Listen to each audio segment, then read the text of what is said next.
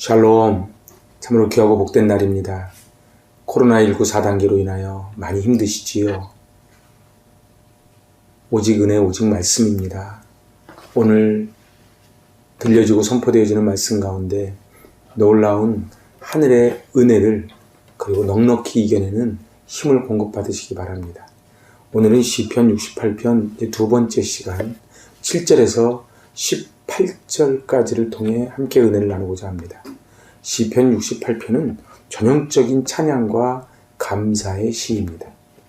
이스라엘의 오랜 역사를 쭉 망라하면서 적들을 연기처럼 밀랍처럼 다 무너뜨려 버리시고 하나님이 그 이스라엘 민족을 이끌어 오셨던 그 놀라운 것을 지금 찬양하고 감사하는 것이지요.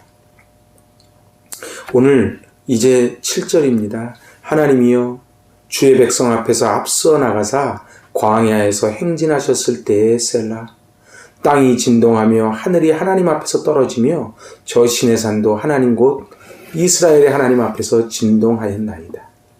주의 백성 앞에서 앞서 나가사, 바로 이스라엘 민족을 구름기둥 불기둥으로 앞서서 인도하여 주셨던 그 모습을 연상시킵니다.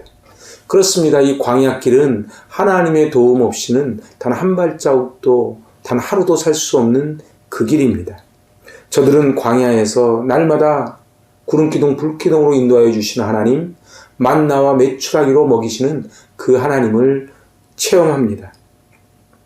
그래서 오늘 8절에서 초자연적 현상들을 연상시키는 단어들이 등장합니다. 지진과 번개, 하늘과 땅의 진동, 바로 그 한 절에 바로 하나님의 신명인 엘로힘이라는 단어를 3번 씁니다. 그 초자연적 현상과 더불어 그것을 일으키시고 이끌어 가시는 전능하신 하나님을 강조하는 엘로힘, 그것이 8절 이 한 절에 3번 사용된다는 것은 바로 자연적인 이런 현상이 전지전능하신 하나님의 주권 아래에 있다는 것을 강조합니다. 오늘 그래서 9절입니다. 하나님이여 주께서 흡족한 비를 내리사 주의 기업이 곰핍할 때에 주께서 그것을 견고하게 하시고. 10절입니다. 주의 회중을 그 가운데 살게 하셨나이다. 하나님이여 주께서 가난한 자를 위하여 주의 은택을 준비하셨나이다. 이스라엘이 시련과 역경에 있을 때에 하나님께서 크신 은혜로 갚아주시고 공급해주시고 구원하여 주시는 사실을 회고합니다. 오늘 그 9절에 이 비라는 것은 바로 흡족한 비입니다.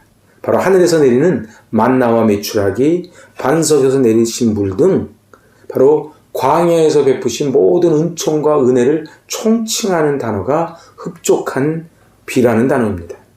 광야는 먹을 것도 없고 그리고 살아갈 수도 없는 곳이지만 그 200만 명 이상이 40년 이상 굶지 않고 그리고 얼어 죽지 않고 그 더위 가운데에도 살아갔다는 것은 전적인 하나님의 은혜지요.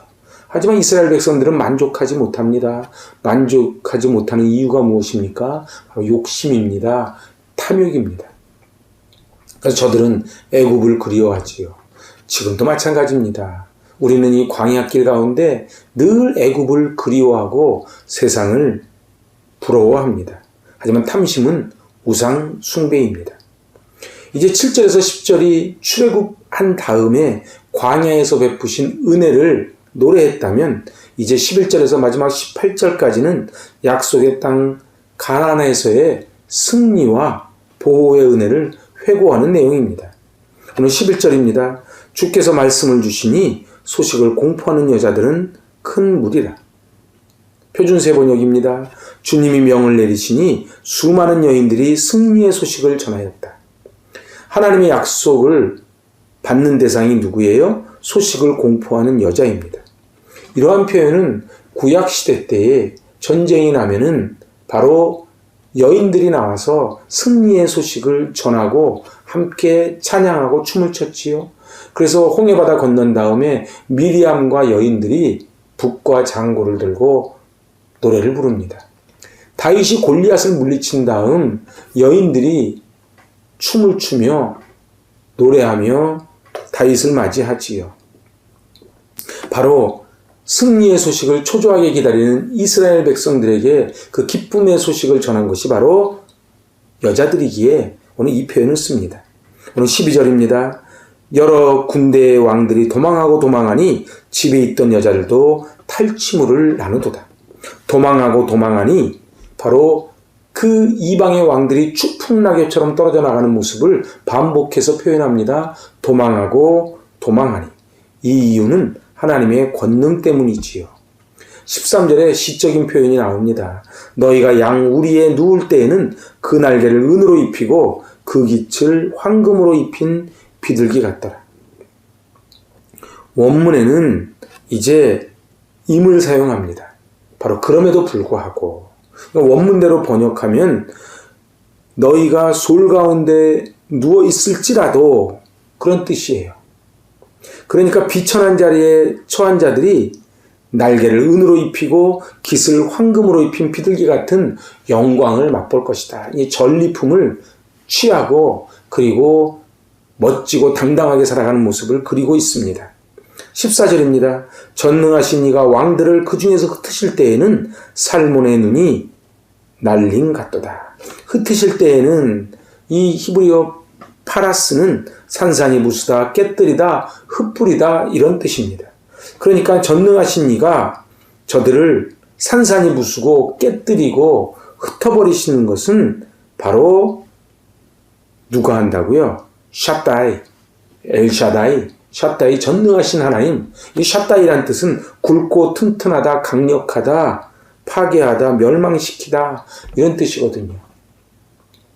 그러니까 엘샤다이 하나님은 저들을 멸절시키고 연기를 사라지게 하고 밀랍처럼 다 녹아버리게 하는 것이 엘샤다이 하나님입니다.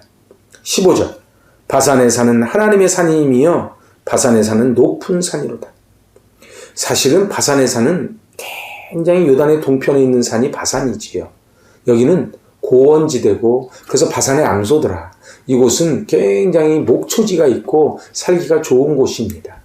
그런데 사실은 그거에 비해서 여호와의 산 시온산은 낮았지요. 하지만 하나님은 그곳이 하나님이 계시기에 그곳이 장엄한 바산의 산들보다 오히려 더 하나님의 거처가 있는 곳이기에 귀한 곳이라고 설명을 하는 것입니다. 우리는 인생도 그렇습니다.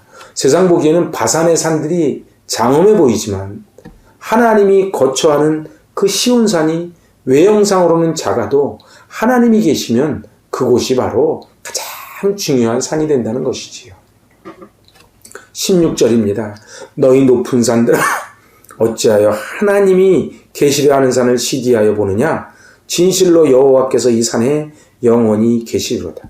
하나님이 계시려 하는 산이 시온산입니다. 높은 산들은 상징적으로 여러 왕들을 가리킵니다. 그 이방에 모압, 암몬, 에돔, 그 바산, 그 중심으로 많은 왕들이 있었는데 하나님께서 저들을 다 물리치실 것이라는 것이지요. 하나님과 견고하고도 신실한 연합이 우리에게 많은 재산이나 권력을 가진 그런 자들을 위축시키고 쓰러뜨릴 거라는 것입니다. 그 모습이 17절입니다. 하나님의 병거는 천천히요 만만이라 주께서 그 중에 계심이 시내산 성소에 계신 같도다. 천천히요 만만이라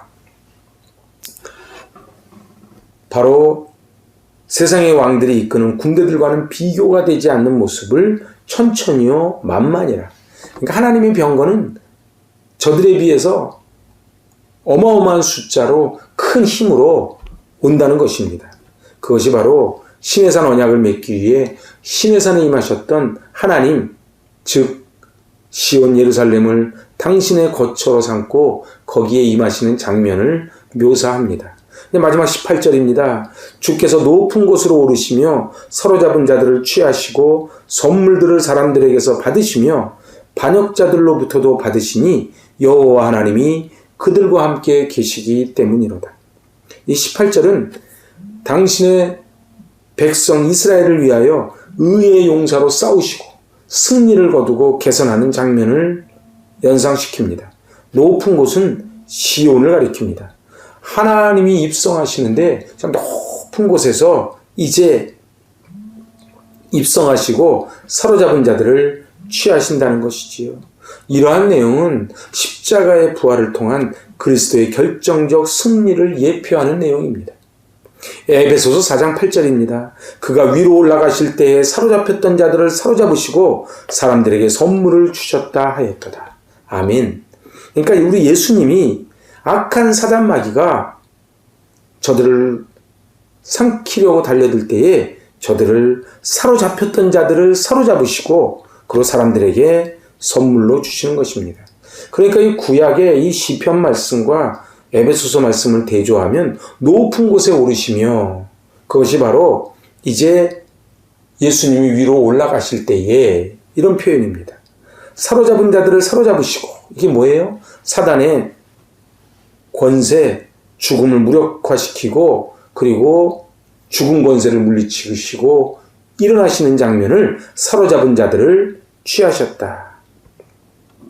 하나님께서 이제 저들과 언약을 맺으시고 그것을 성실히 지키시는 하나님이 야흐 엘로힘, 그렇게 지금 표현을 하고 있습니다. 여호와 하나님, 야흐 엘로힘. 성도는 예수님의 승리로 사단에게서 하나님에게로 소유권이 이전된 사람들입니다.